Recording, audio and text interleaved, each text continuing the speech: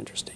Okay, now at the end of class last time, we had we played a few games of NIM, and before we go on before we go on and do a code walkthrough, I thought I would just run through, just to remind us. We'd run through just one more game just to make sure that we see how it works. And do you remember, and the reason I want to do this is let's refresh our memory. Do you remember how we get this whole thing started? Do you remember how that worked? There was a function that we invoked. Do you remember what it was? This is why we're reviewing this, to make sure that we understand what the starting function is. Do you remember what the function was, or did you? Play with turns. Yes, play with turns. Oops. So it's, and remember what we invoke. So it's play with turns. And then play with turns, do you remember there were actually two parameters? Do you remember what the first parameter was? Make game state. That's going to be the crucial one that we're going to investigate today. So it's going to be make game state. And now, how many parameters does make game state take? Do you remember? 2. And what did these, I think we used 5 and 8. And what did these two parameters represent? What about the piles? That number of items. That number of items, yes, that number of items in each pile. So when we say make game state 5, 8, that means we're making a game state with 5 items in the first pile and 8 items in the second pile. And then do you remember what else we gave to play with turns? Human. Yeah, because it's whose turn it is. And in this case, it was, quote, human. All right, so that was just the main thing here. And let's just run this as short as we can. Let's take, which pile will you remove? Let's remove from pile 2, and let's just take all 8. And here, you remember how this interactive input worked. And then let's, from 4, oh, rats, wrong pile. From pile 1, and we will take 4 from that one. And this time we win, okay? All right, end of demo. All right, so that's how the game of NIM works. So now what we're going to do, and I think at the end of class last time we also we did a few little demos of prompt. Remember we did read and prompt and new line and a bunch of stuff like that. So now what let's do is let's do a little code walkthrough of the game of NIM, the one that we just played. All right, and remember, what did we just start off with? Play with turns. Are you with me? So here is play with turns. And remember, it had 2 parameters. And what were those 2 parameters?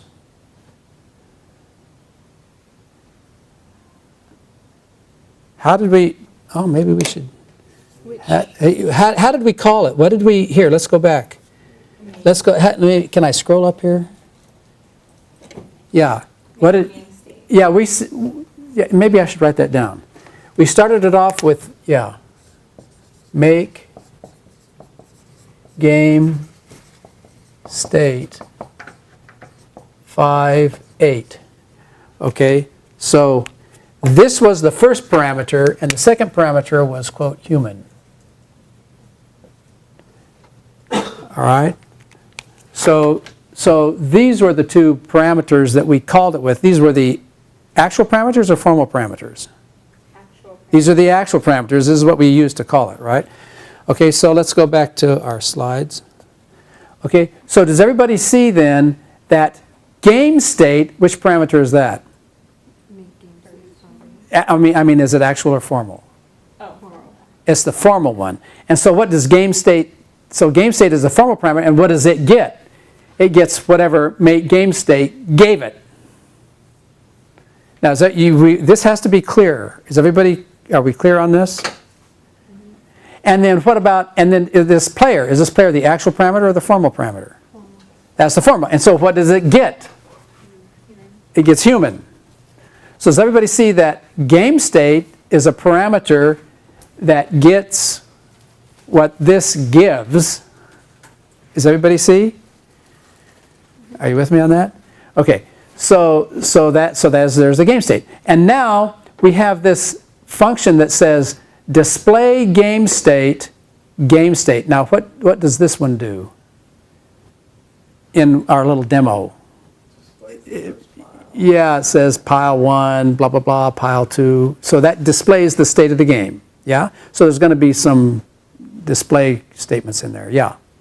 Whenever I use the else term there, I get an error saying that else is not defined. There's probably a parentheses error somewhere in there. Because this else has to be in the last list of pairs of the condition statement. And I suspect that it's a parentheses problem. Okay. Do you see what I'm saying?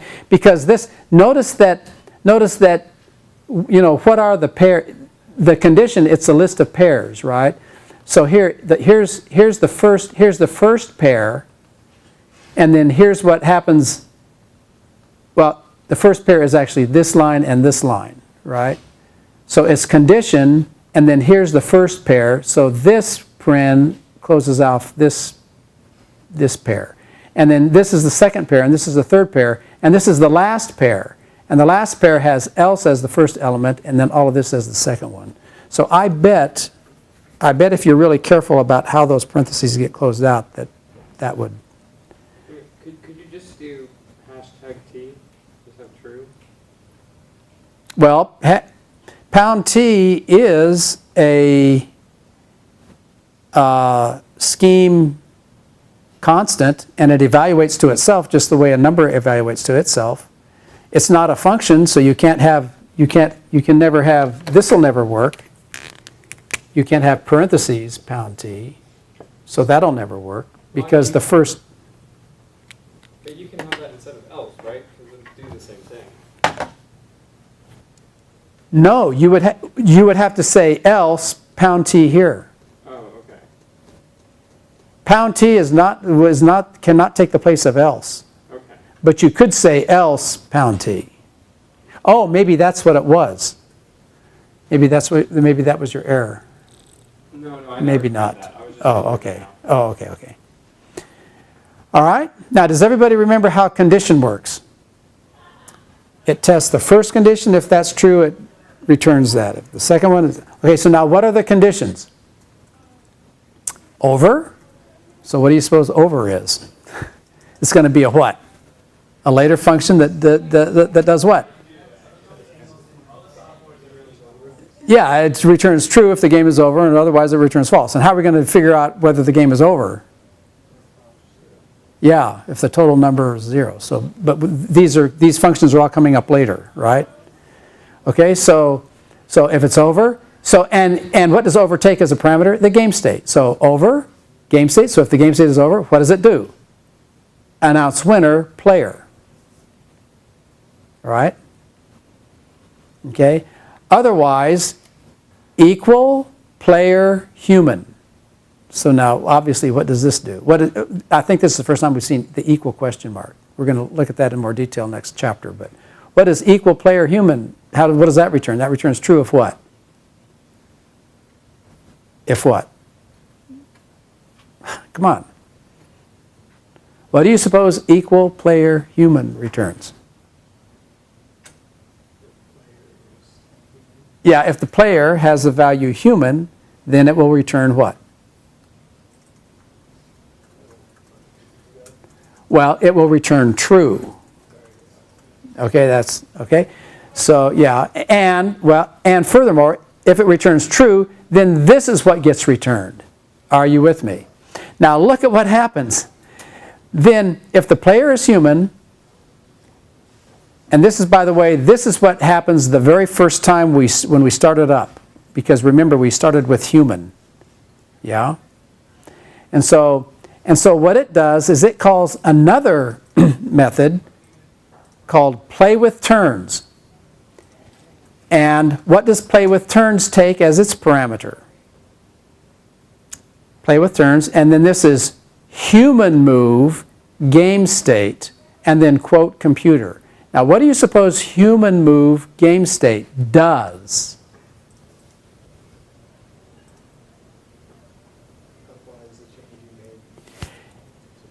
state? Yes, and how does it know what changes to apply before it can actually apply those changes? Where does it get the information? It prompts, yeah. So this human move game state, it takes the current game state, and it asks which pile and how many. Are you with me? And what do you suppose it returns? Yes, the new game state. Because what is play with turns? Play with turns is this play with turns. Are you with me? And what does this play with turns take? A game state and a player. So therefore, the human move game state returns what? The game state after the human. Does everybody see how the flow goes there? It's recursive. Play with turns. By the way, is it tail recursive? Yes. Yeah. So guess what happens behind the scene? This whole thing is done in a loop. Yeah. Okay, so play with turns, human move game state. But now this time, instead of doing play with turns, it's going to be with human. It's what? It's with the computer, because after the human plays, it's the computer's turn. Are you with me? Okay. Otherwise, what? If equal player human, if the player is equal to human, it does this. But if it's not, we go to the next condition, which is what? Equal player computer. This time, if it's the computer's turn, what do? Play with turns, computer move game state. So now what is the function computer move going to do? We saw what the strategy was. Do you remember what it's going to have to do? Take one from. Yeah, it'll take one from the first one, but before it can do that, what will it do? It'll check if it's, if there's thing there, and if it can't take one from the first one, it'll take it from the second one, right? So that's going to be the logic for computer move game state. And what will it return? After it does its thing, it will return the what? The new game state after it did it. And it will recursively call itself with human's turn now, because this play with turns is that play with turns. Else, error, player wasn't human or computer. And we saw how the error function works, right? Mm-hmm. Is everybody good? We could have demoed that, but you get the point. So now, let's do, we're going to drill down now. Let's do, the next one that we're going to do is computer move, right? So here is defined computer move. And do you remember, let me see, what does computer move take? Does it take one parameter? Apparently. Computer move, yes, it takes the game state, yeah. Okay. So computer move, lambda, game state, let. So let thinks it's an assignment statement, but it really isn't. Yeah? So we let what? Pile. And now what does this return? If what? Greater than size of pile game state 1. So what does that do? If greater than size of pile game state 1, 0. So what does that do? That checks to see if what? Has more than 0. And if it does have more than 0, then what does it return? 1. Otherwise, it returns what? 2. So what is this 1?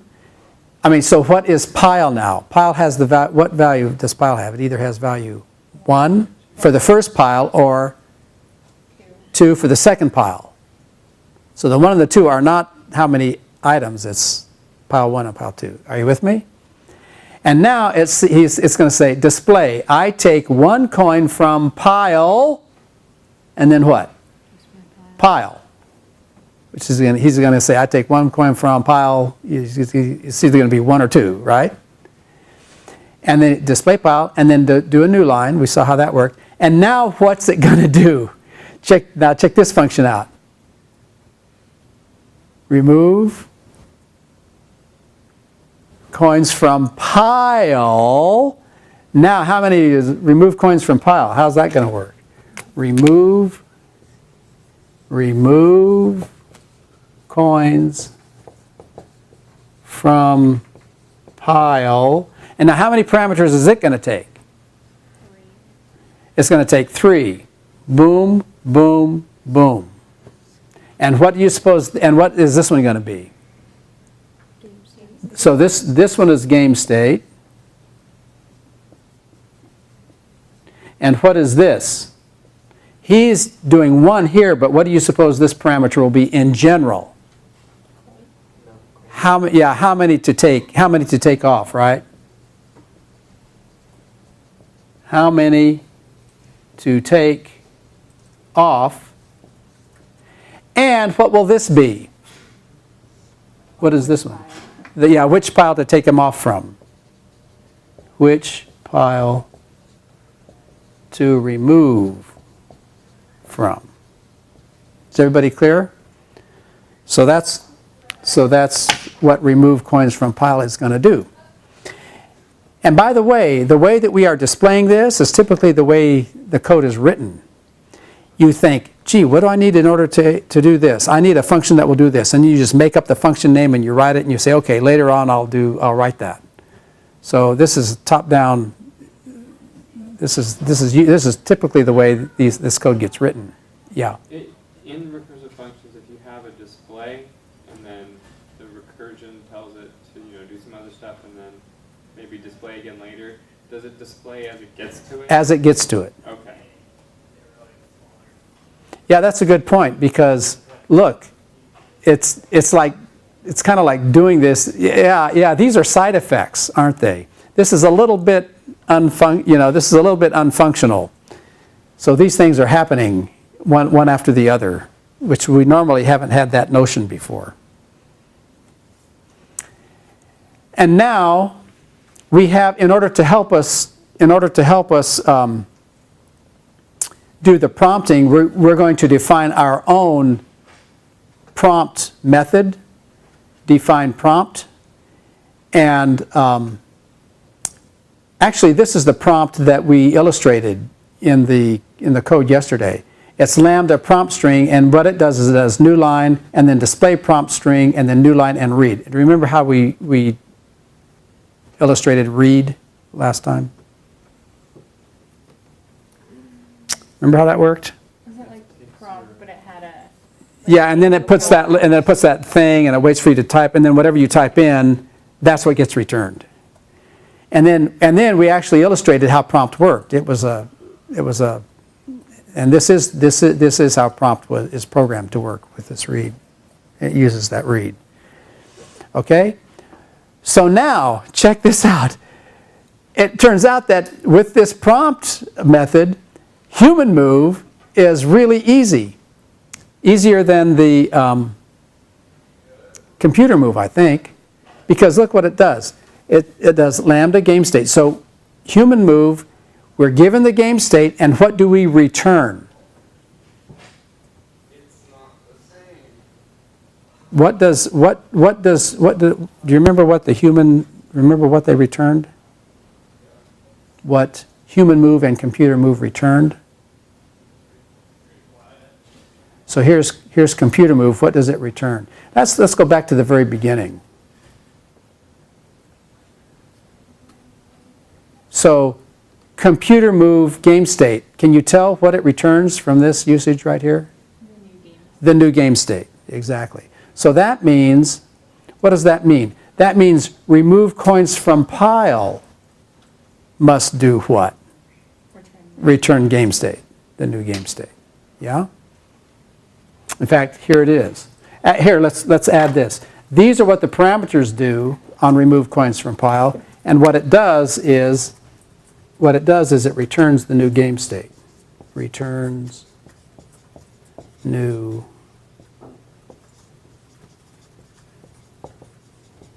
game state. Okay? So here's kind of like our specification of remove coins from pile. And so how does the human move work?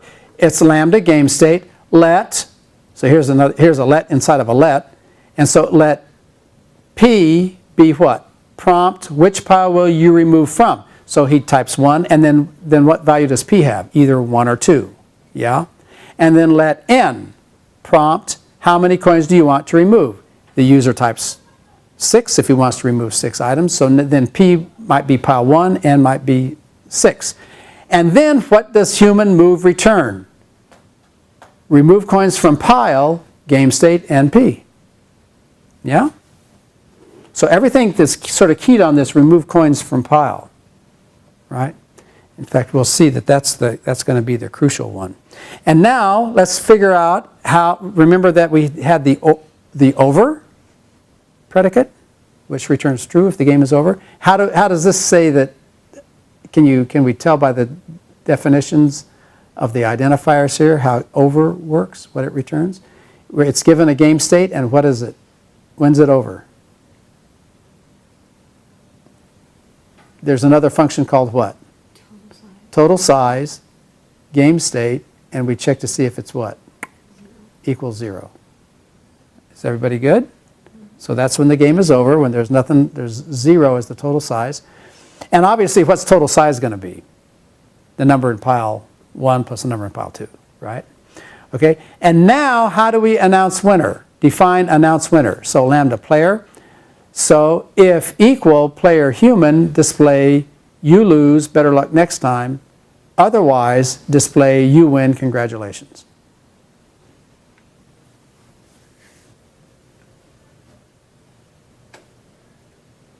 All right, is everybody clear on this one? Okay, and now comes this remove coins from pile. And we will see that the remove coins from pile, that's kind of like at the heart of it, but it is going to depend on 2 really, really primitive operations. And so let's see if we can understand remove coins from pile. And remove coins from pile is going to, we will see, is going to require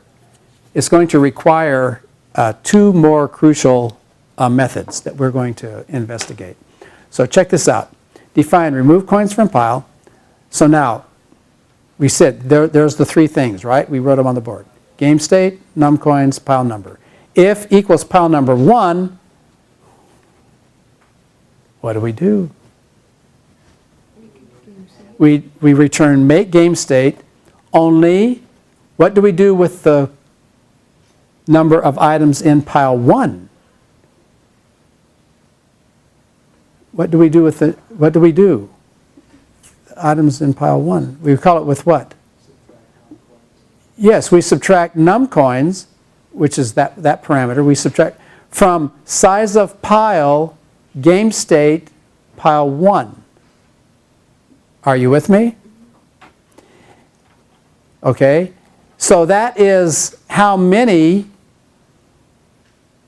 and then what's the second parameter for make game state? The size of pile 2, but the size of pile 2 stays the same.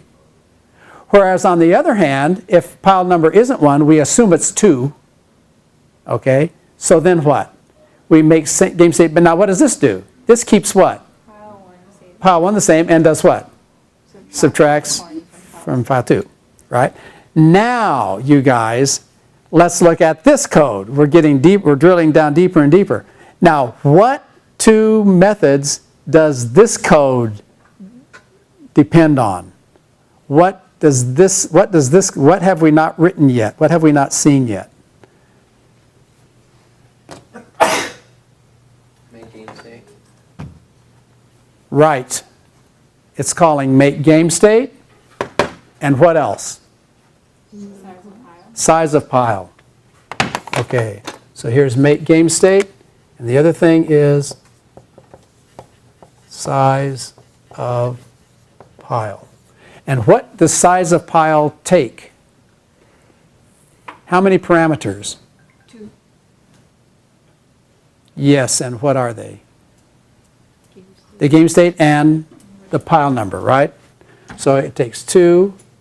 This is game state. And this is the pile number.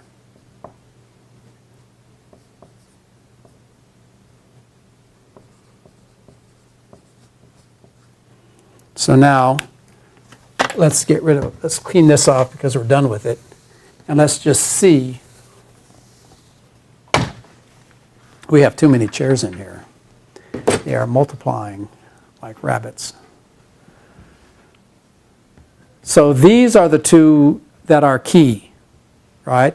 Make game state and size of pile, right? So now let's pause for a moment. Here's the thing, you guys.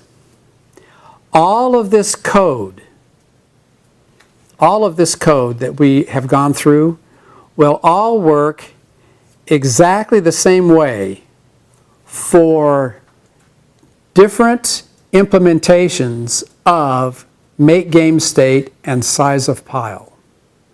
This is the crucial part of how we model the game. Okay? Now let's think about what these two functions have to do. Make game state has to take how many elements are in one pile, the first pile, how many elements are in the second pile, and then what it has to do is it has to actually create some representation of the game. Do you see what I mean? It has to have some way to store the information that's in there, right? And furthermore, size of pile the way it has to work is, given a game state and a pile number, it has to return how many, it has to return how many elements are in that pile number for that game state. Now look at the documentation here. By the way, I have kind of rewritten this. This is not the original documentation in that our author has provided, but this is what I've provided to you on the website when you download it for your next assignment. And your next programming assignment is going to be to modify NIM, this game of NIM. Okay, so let's check out in general, what is this implementation? So what does it say here in the documentation? Implementation. The state is a 2-digit integer whose tens digit is the number of items in the first pile and the ones digit is the number of items in the second pile. So look, what that means is that with this game state, what's going to happen is if the state is like say 47, it's one integer, 47, then what's that going to tell us?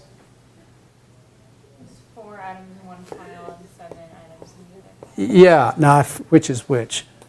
I think the first one would be pile 1. Pile 1. So what this means is that pile 1 will have 4 and pile 2 will have 7. Are you with me?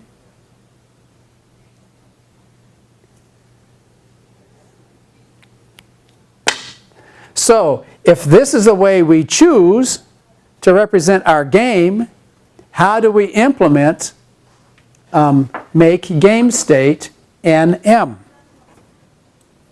Well, look, it returns the game state with n coins in the first pile and m coins. So if this integer is the way we're going to represent that state, what do we return?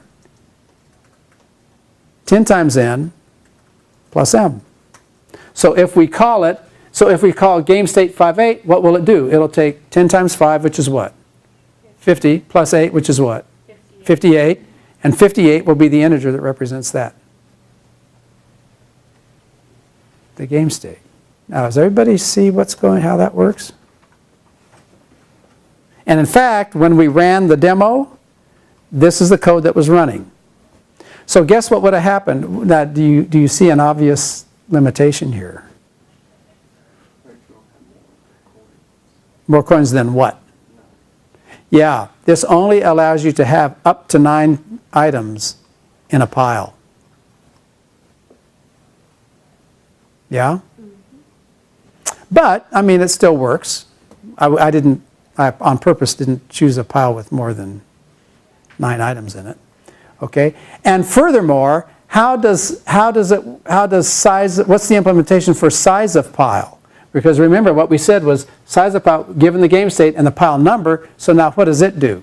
it returns an integer equal to the number of coins in pile number of the game state.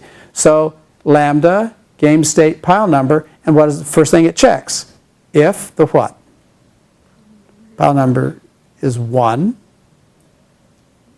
What does it do?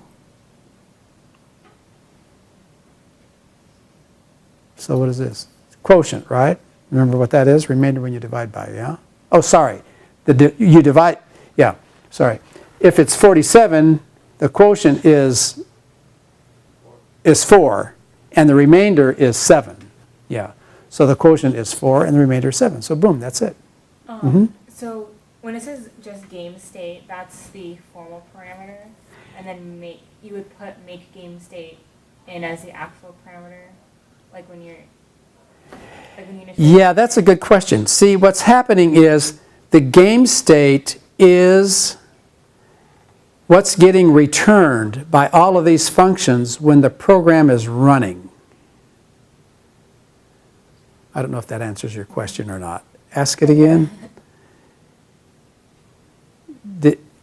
I just wasn't sure, like, because like in the bottom row it says like quotient remainder, and it says game state, and I noticed like game state showed up a lot.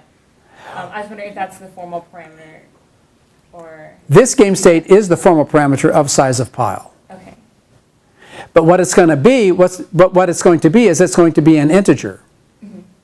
And how did game state where did it start from? Yeah. Look, it started from here. It started from when I typed, remember when I typed on the thing? It was, what we typed was play with turns, and then make game state. Like if I had said make game state 4-7, then that's when that game state would have been called. Yeah. It would have multiplied 4 times 10, added 7 to it, and would have returned it. And then that number is what gets passed. I mean, that number is what game state is. Game state is, in fact, in that case, a 2-digit integer. Yes. Okay. Yeah. So you see, everything is getting returned. Nothing's getting stored. Yeah. Everything's getting returned. So that's an integer. So literally, if we had started off with 4 and 7, the value of game state at this point would be 47. So it would be condition over 47. Do you see what I'm saying? It would be over 47, and then 47 would be passed to the over method, and then what would it do? It would take the first one and the second one and add them together and find out if it's 0, and if it's not, it would return false. But everything is getting it's the functional paradigm. This is tricky. You're right to it's a good question because it's very it's not like the way we've done stuff before in the imperative paradigm. Now look. Oh, furthermore, there's this utilities I forgot. So before we go on, let's just check out the utilities. Here's display game state. So look, lambda game state. Now, do you see what gets used by this display game state function? We're given this game state, right? And we know in this case that it's an integer, like it could be 47. But on the other hand, what is it? It never uses the fact that it's an integer. What it does is it does new line, display pile 1, and then display, and now what does it call? Size of pile game state. So what's it calling? It's calling this size of pile with the game state. The size of pile knows that it's a 2-digit decimal number. But as far as display game state is concerned, it's just calling size of pile game state 1, and then display pile 2, size of game state 2, right? And what about total size? What is it calling? It's just calling what? Size of pile game state for 1 and size of pile game state 2, adding them together, and that's the total size. And we saw that, that the way you check to see if it's over is if the total size is 0. Okay, but now you guys, let's do this. What's the big disadvantage? What did you say the big disadvantage is of this? Pile limitation. Yeah. So can you figure out, can you think of a way to improve our, this implementation? So here's what we're going to have. Here's what we're up against. We're up against this problem. We want to change the implementation to not just be a 2-digit integer. Now, can you think of a way to do that? 4-digit integer? How would that? Well, but still, even if you had a 4-digit integer, You'd be limited. wait, could you do a 4-digit integer? And then be limited to 99 for each file? Yeah, but could you even do that? Yeah. I'm not sure if you could or not, because how would you know if, Instead of multiplying n by oh, right. 100. Are you talking about like the pile? Yeah. Let me see. There's no ambiguity there? I don't think so. So, right, I guess the number would have to be, yeah, I guess you could do that. Yeah. Yeah, you would use 100. And then you just use 100 instead of 10. Yeah, but still you're limited. How about one where you're not limited? I mean, after all, somebody might want to go. Some user of your commercial software would say, I can only have 99. Make it 100. And so you'd have a 6-digit integer, and then somebody would say, you'd be out, your customers would start complaining, no matter how big you. So what do you want to do? Let's make one where there's no limit, other than those, after all, we have infinite integer arithmetic, right? But that's what DLC is for. Is what? DLC is What's DLC? downloadable content. Oh, You make it pay to get. Oh, pay to get. We have a new version. The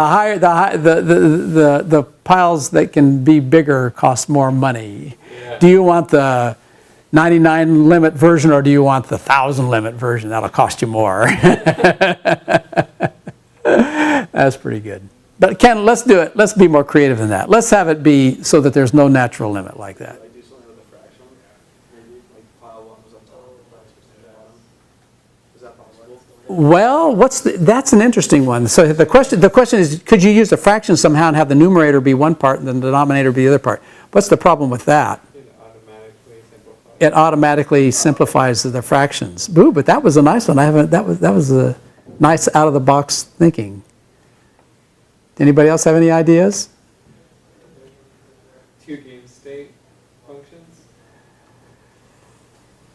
But how would we what do you mean 2 game state? We adjust everything to have 2 game state parameters and have game state 0, game state 1. Oh, have a game that's another thing suggestion that I have not heard before when people are trying to come up with ways to do this. Yeah, I suppose, so the suggestion is to have 2 game states, one for game state for pile 1 and the other one for game state for pile 2, and then they could each just be integers. Ooh, that would really make the code complicated. Here's what we want to do. We want to reuse all that code and only change, because everything else just calls these 2. Do you see what I'm saying? So we don't want to have to mess with the rest. Anyone else have any ideas? No? Mathematically? There's a slick mathematical way to do this. Nobody? All right. Here is one alternate implementation that we will investigate.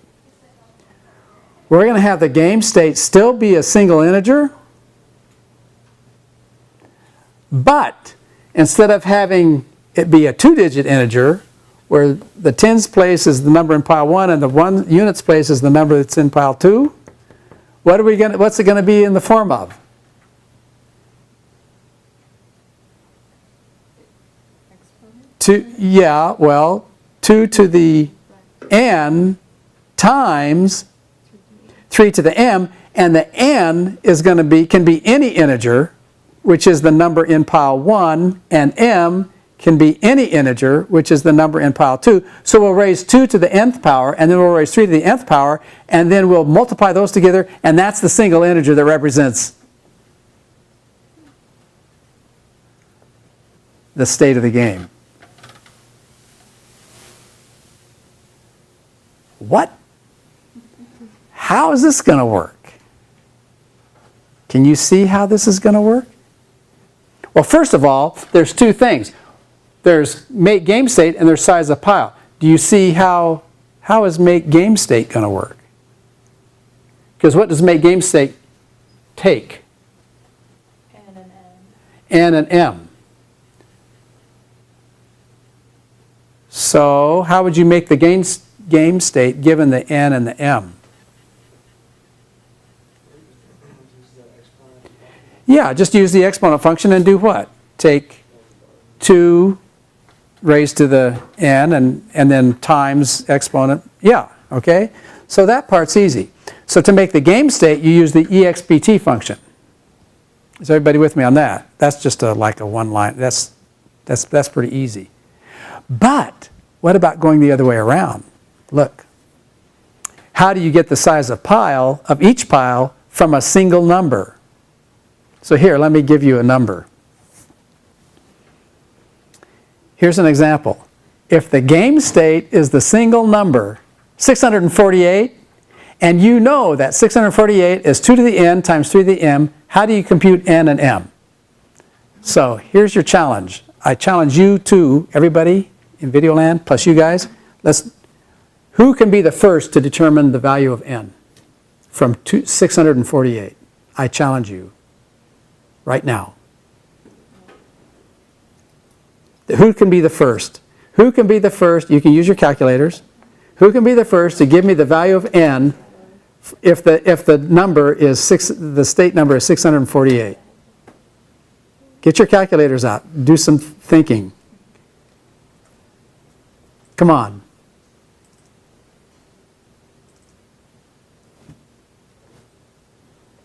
Everybody, do you guys carry calculators anymore? Well, I mean, don't you have a calculator on your phone? Fine. Oh, you think it's 3? Ooh, interesting. I think we might have a winner. So what do you do? What did you do? Divide it by 2 until it can. Divide it. Yeah. Did you hear how he did that? Do you see what's going on? Because look, if the number is 2 to the n times 3 to the m, it's 2 times 2 times 2 n times, right? So that's exactly how you do it. So here's what you do. You successively divide by 2. So you start with the fact that 648 is even, right? What's 648 divided by 2? 324. Is that still even? Yes. Then 324 divided by 2 is what? 162. 162. That's even, right? And then what do you do? 162 divided by 2 is what? 81. Is 81. 81 is not even. So what? N is 3. Now, somebody give me, question. Oh, you had us write exponent of 2, I think. Or no, that did the same thing. Oh, ooh, good point. Good point. But now what about the 3? Who can be the first to tell me what M is for the second pile? For 648. What will you do? Same thing. Oh, what do you have a number? 4. It's 4. And how did you get the 4? Yeah, this time you successively divide by 3. But what's the test? If what? 648 is divisible by 3, then you divide it by 3. 216 is divisible by 3. 72 is divisible by 3. 24 is divisible by 3. And then what? 8 is not divisible by 3. So how many times? N is 4. Right? So now can you do this recursively? I think you can do this. And what happens is, what your job to do is to write exponent of n to 648 should return 3, and exponent of n 3. In other words, the way you say this is exponent of 2 in 648. But, you know, it's kind of awkward the way the name is, but you get the idea, right? But there's only just one more small wrinkle. When you write your game of nim, you should use this, but you need to modify the whole ball of wax to be 3 piles. The 3-pile game of nim. So it involves not only writing make game state and size of pile, but if you do that, how are you going to do 3 piles? How are you going to write the state for 3 piles? What form will it be instead of 2 to the n times 3 to the m? It'll be, so here's the exercise for the student. For a 3-pile game of nim, the game state can be a single digit of the form 2 to the n times 3 to the m times 5 to the k.